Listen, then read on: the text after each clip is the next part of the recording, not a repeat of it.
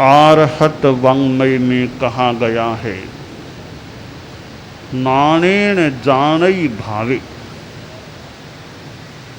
ज्ञान के द्वारा आदमी पदार्थों को जानता है, अवबोध प्राप्त करता है। मनुष्य के जीवन में ज्ञान का बहुत महत्व होता है। कितने कितने विद्यार्थी विभिन्न विद्यालयों, महाविद्यालयों, विश्वविद्यालयों में पढ़ते हैं और ज्ञान अर्जन का प्रयास करते हैं। कितने कितने लोग प्राइवेट रूप में भी ज्ञान अर्जित करने का प्रयास करते हैं। हमारे साधु साध्वियाँ विश्वविद्यालय का अध्ययन भी करते हैं तो प्राइवेट संघीय पाठ्यक्रम या व्यक्तिगत रूप में बड़ों से आगम आदि का वाचना ग्रहण, ज्ञान ग्रहण करने का प्रयास करते हैं। किसी भी रूप में हो, ज्ञान प्राप्ति का समुचित यथासंभव प्रयास होना चाहिए। हमारे संतों में, साध्वियों में ज्ञान कंठस्थ करने की भी परंपरा रही है, आज भी है। ज्ञान को कंठस्थ करना, मुखस्थ करना, हृदयस्थ करना, मस्तिष्कस्थ करना, रटने के द्वारा वे ज्ञान को याद करते हैं। हमारा आगम वाङ्मय है, अनेक अनेक साधु साध्वियाँ आगम वाङ्मय के कुछ अंश को स्मृति में धारण करते हैं। संभवतः ऐसी विधा आजकल विद्यालयों, महाविद्यालयों में तो चलती है या नहीं, या कम चलती हो, परंतु साधु संस्था में तो फिर भी आज वह परंपरा चली आ रही है, चल रही है। और बताया गया, खान पान सब ही तजय, निश्चय मांडे मरण, घो ची पूली करतो रहे, जद आवे व्याकरण। व्याकरण आत्मसात करना है। भाषा के विकास के लिए या भाषा के अधिकारपूर्ण अध्ययन के लिए ग्रामर का अध्ययन, व्याकरण का अध्ययन भी जरूरी होता है। जिसने व्याकरण को नहीं पढ़ा वह भाषा जगत में अंधा आदमी है। बिना व्याकरणे नंध है, बधिरः कोश वर्जित है, साहित्य रहित है पंगुः, मूकस्तर्क विवर्जित है।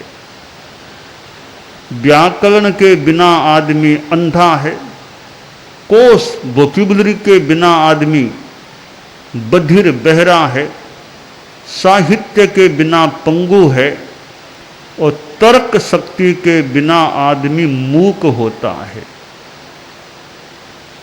व्याकरण के अध्ययन पर बल दिया गया क्योंकि शुद्ध रूप क्या है, अशुद्ध रूप क्या है, इसका निर्णय व्याकरण के आधार पर हो सकता है।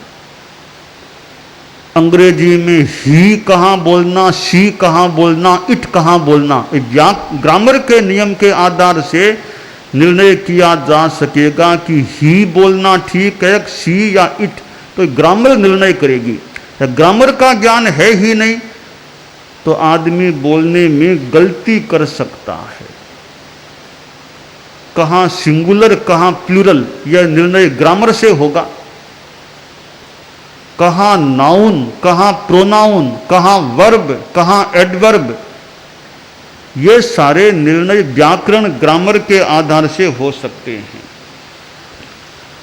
तो पार्ट्स ऑफ स्पीच हैं, उनका ज्ञान नहीं है तो व्याकरण या भाषा वाक्य शुद्ध कैसे होंगे। इसलिए कोई भी भाषा हो, संस्कृत हो, इंग्लिश हो, हिंदी हो, ग्रामर का ज्ञान अगर अच्छा है तो आदमी को भाषा पर अधिकार पाने में सुविधा हो सकती है। उस भाषा का वह मास्टर कुछ अंशों में बन सकता है।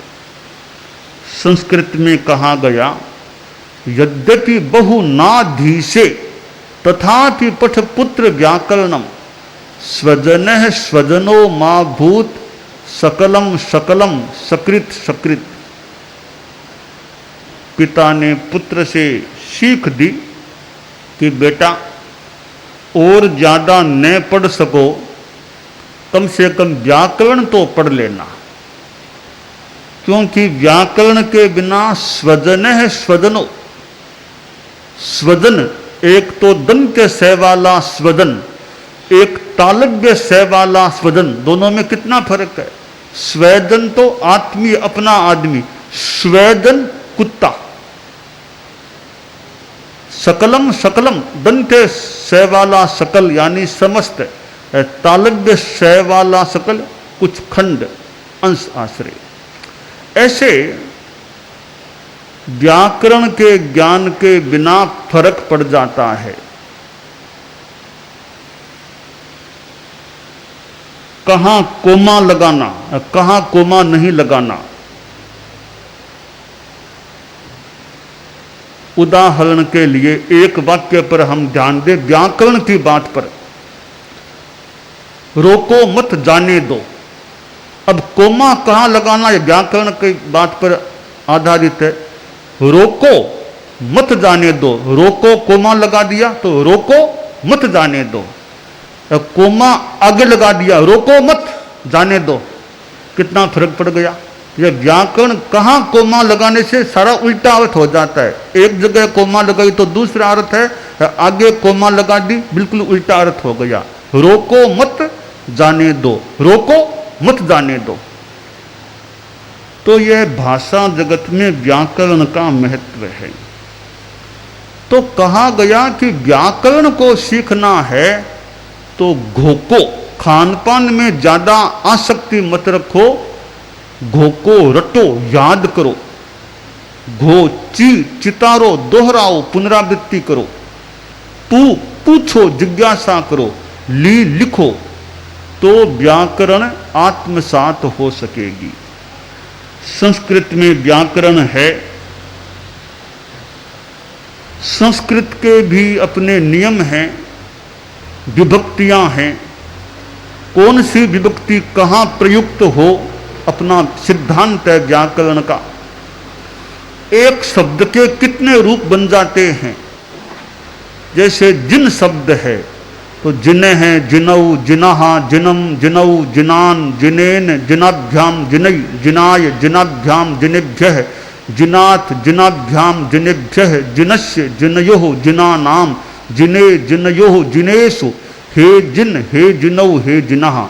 राम का चलाएं, रामः, रामौ, रामः, रामम, रामौ, रामान, रामेण, रामाभ्याम, रामई, रामाय, रामाभ्याम, रामेभ्यः, रामात्, रामाभ्याम, रामेभ्यः, रामस्य, रामयोः, रामाणाम, रामे, रामयोः, रामेषु। हे राम, हे रामौ, हे रामः। एक शब्द के कितने रूप बनते हैं।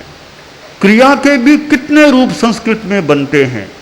भवति, भवतः, भवन्ति, भवस्य, भवथः, भवथः, भवामि, भवावः, भवामः, भवेत, भवेताम, भवेयु, भवे, भवेतम, भवेत, भवेयम, भवेव, भवेम, भवतु, भवतात, भवताम, भवन्तु, भव, भवता। यूँ कितने रूप चलते हैं। तो व्याकरण का ज्ञान हो तो कौन सा रूप कहाँ प्रयोग में लेना, यह सही हो सकता है। व्याकरण का ज्ञान न हो तो कई बार गलती हो सकती है। कोई पुस्तक लिखता है, व्याकरण का ज्ञान नहीं है, तो पुस्तक में गलतियां हो सकती हैं। इसलिए भाषा जगत में व्याकरण का महत्व है। और कितने कितने विद्यार्थी, जैसी उनकी व्यवस्था है, व्याकरण का अध्ययन भी करते होंगे। परम पूज्य गुरुदेव तुलसी और परम पूज्य आचार्य महाप्रज्ञ जी को संस्कृत भाषा के व्याकरण का बहुत अच्छा ज्ञान था। संस्कृत पर मानो बहुत उनका अधिकार था। संस्कृत के व्याकरण के कितने अंश उन्होंने कंठस्थ किए थे। तो विद्यार्थी के लिए ज्ञान का अर्जन करना मुख्य कार्य होता है। इस ज्ञान अर्जन के साथ साथ विद्यार्थी में अच्छे संस्कार भी आए, विद्या के साथ विनय भी आ जाए। संस्कृत में कहा गया, विद्या विनयेन शोभते, विद्या विनय से शोभित होती है।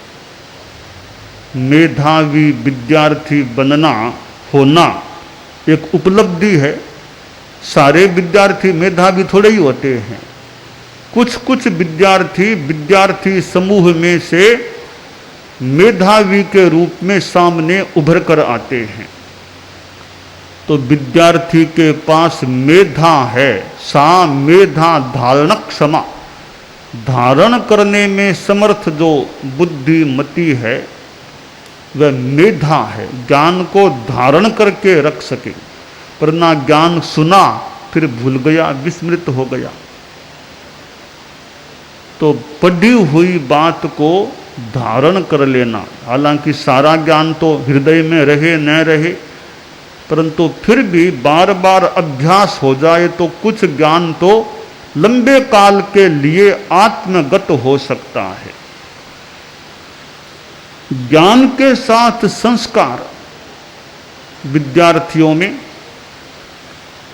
अहिंसा का संस्कार आए, नैतिकता के प्रति रुझान पुष्ट हो और संयम, नशा आदि से मुक्त रहने की उनकी चेतना बन जाए, नशा आदि में नहीं जाना। जैन तेरापंथी विद्यार्थी हैं, वे शनिवार को सामायिक करने का अभ्यास रखें।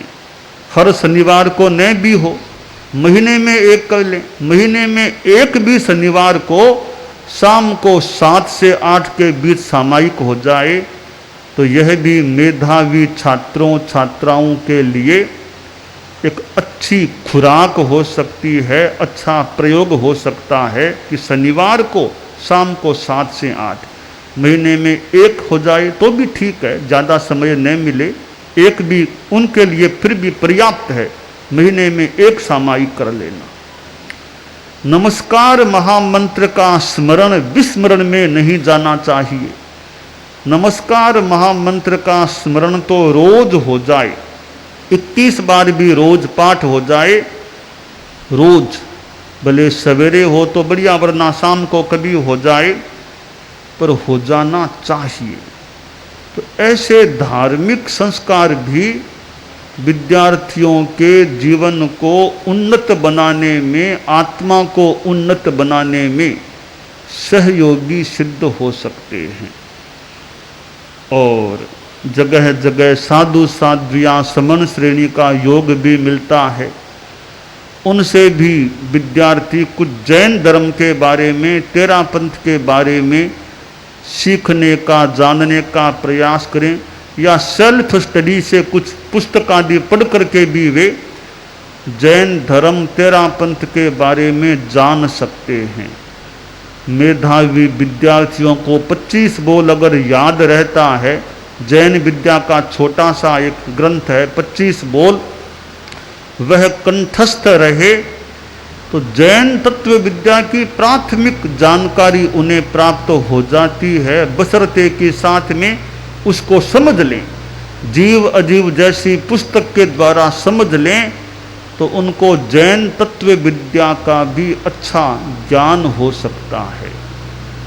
तो तेरापंथ प्रोफेशनल फोरम के अंतर्गत यह मेधावी प्रोत्साहन परियोजना जो भी है, और प्रोफेशनल फोरम जो स्वयं मानो मेधावियों का फोरम है, प्रोफेशनल फोरम तो आशा करें लगभग मेधावियों का ही समूह होता है। तो मेधावियों की संस्था के बैनर के तले मेधावी विद्यार्थियों का विकास होना चाहिए, उन्हें उन्नति का पथ अच्छी तरह मिलना चाहिए। और उन्नति केवल भौतिक नहीं, केवल विद्यात्मक ही नहीं, यह धर्मात्मक अध्यात्मात्मक उन्नति विद्यार्थियों की हो, यह वांछनीय है।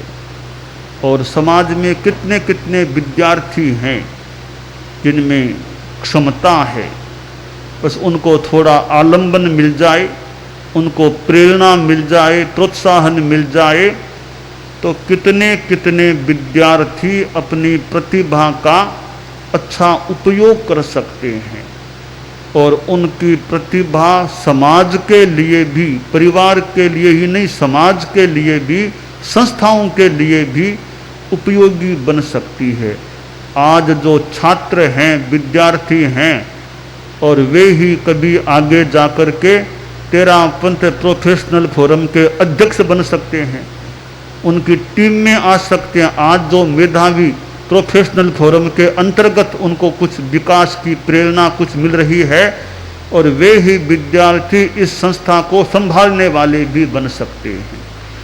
तो आदमी को प्रेरणा प्रोत्साहन की भी कहीं कहीं अपेक्षा रहती है। संस्कृत में कहा गया, ज्वलति चलितेन्धनोग्नि विप्रकृतः पन्नगः फणांकुरुते संसो भात तेजस्वी प्रायः प्रतिपद्यते तेजः। आग को थोड़ा झकझोरा जाए, चलित किया जाए तो वह प्रज्वलित हो जाती है, सांप को छेड़ा जाए वह फण उठा लेता है। इसी तरह आदमी को भी, विद्यार्थी को भी झकझोरा जाए, प्रेरणा दी जाए, कुछ बताया जाए तो उसका तेज भी प्रकट हो सकता है। तो विद्यार्थियों की तेजस्विता प्रकट भी हो और वह और ज़्यादा बढ़े, ऐसा प्रयास होना चाहिए। और जीवन में कभी संघर्ष भी आ सकते हैं, कठिनाइयाँ भी आ सकती हैं। विद्यार्थियों में यह क्षमता भी रहे, विकसित हो कि संघर्षों में भी वे कैसे मन को संतुलित बनाए रख सकें, शांत रख सकें, और कैसे शांति से संघर्ष का, समस्या का समाधान भी खोजने का प्रयास कर सकें। आदमी के पास मेधा हो, प्रज्ञा हो, बुद्धि हो तो समस्या का समाधान भी निकाला जा सकता है, खोजा जा सकता है। प्रतिभा भी न हो और दिमागी संतुलन भी न हो तो समस्या को सुलझाने की बजाय कभी और ज़्यादा उलझा दिया जाता है। विद्यार्थियों में यह क्षमता पुष्ट हो कि वे परिवार की, समाज की, व्यक्तिगत जीवन की कोई समस्या हो तो उसे अपनी प्रतिभा से सुलझाने का प्रयास करें, और कहाँ चोट करने से ठीक हो जाए काम, यह ज्ञान उनका पुष्ट रहे। जीप खराब हो गई थी मार्ग में, ड्राइवर ने सोचा कोई मिस्त्री मिले तो काम हो, इधर उधर खोजा तो कोई मिस्त्री मिल गया, वो वहाँ आया और ड्राइवर ने कहा मेरी जीप को ठीक करो। बोलो क्या लोगे? कहा 100 रुपये लूँगा। ठीक है, 100 रुपये दे दूँगा। मिस्त्री ने ध्यान से यंत्र को देखा, एक हथौड़ी हाथ में ली, एक चोट लगाई, जीप स्टार्ट हो गई। 100 रुपये तो देने पड़े ड्राइवर को। रुपये देकर के ड्राइवर बोला भैया तुमने मुझको ठग लिया, एक चोट लगाई 100 रुपये ऐंठ लिए, ये कहाँ का न्याय? तो मिस्त्री बोला भैया ऐसा नहीं है, एक चोट लगाने का तो 1 ही रुपया, 99 किस बात के लिए? 99 इस बात के लिए कि चोट कहाँ लगानी चाहिए, बस इस ज्ञान के 99 रुपये लिए हैं। मेधावी विद्यार्थियों में भी यह क्षमता होगी भी और हो सकती है, बढ़ सकती है प्रयास करने से कि वो चोट कहाँ करना, जहाँ चोट करने से समस्या सुलझ सके वहाँ चोट करना। तो ऐसी प्रतिभा निखरे और मेधावी विद्यार्थी कहीं अगर समस्या हो जाए तो ऐसी चोट करें कि समस्या सुलझ जाए। तो मेधावी छात्र छात्राओं विद्यार्थियों के जीवन में आध्यात्मिकता धार्मिकता के संस्कार भी हों और उनका मेधा वैभव भी पुष्ट रहे, यह काम्य है।